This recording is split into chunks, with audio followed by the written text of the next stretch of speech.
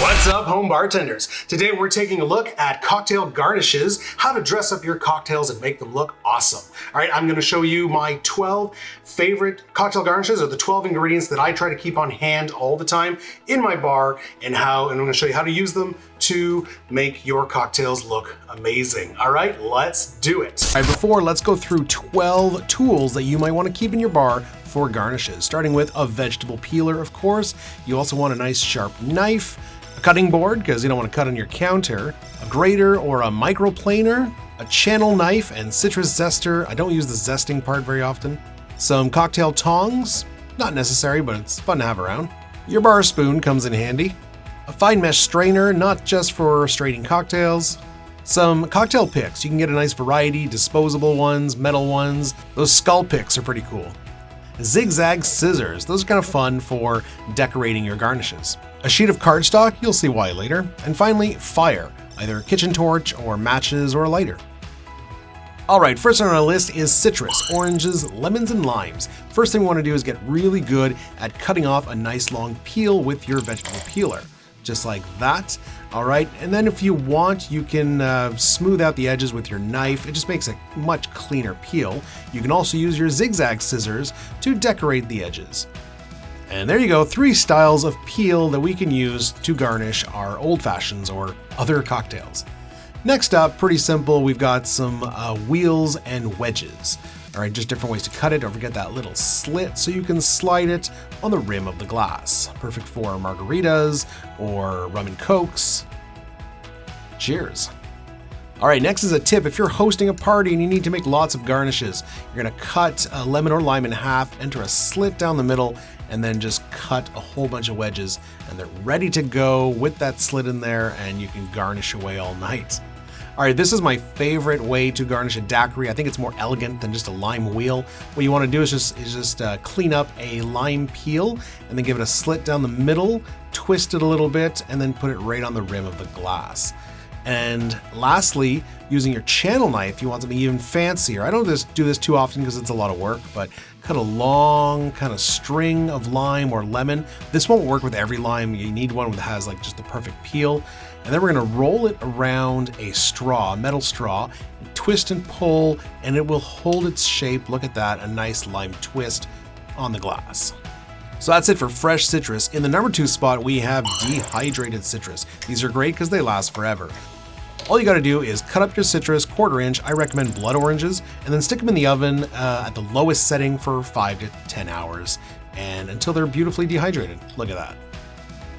In the number 3 spot, we've got cocktail cherries. 2 kinds, of course. We got the fancy Luxardo cherries, and we got our grocery store neon reds. All right, and you know, there's a big debate about which one's better. I think they both have their places. If I'm garnishing an old fashioned or a Manhattan, I'm gonna use a fancy cherry, but come on, a pina colada, gotta be neon red. All right, for our next category, we have rimmed cocktails, salt, sugar, powdered sugar. So grab a citrus and rim the glass.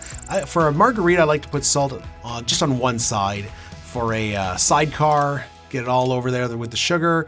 And some cocktails use powdered sugar, works just as well. We've got celery salt for our Caesars or Bloody Marys. Tahini is another great option for rimming cocktails. Next up, we've got cinnamon sticks. Okay, if you've got these laying around, if you're making your own cinnamon syrup, just pop it in the cocktail, beautiful garnish. You can torch the end and it'll fill the bar with a lovely cinnamon aroma. Next up, we've got mint. I highly recommend, if you can, grow your own mint. It's great in many cocktails. I like to pop off the bottom leaves to make the drink and then use the top as my garnish. In the winter months, if you get yourself one of these herb savers, it'll make your mint last a lot longer. And there it is. Gotta love mint in cocktails. Delicious.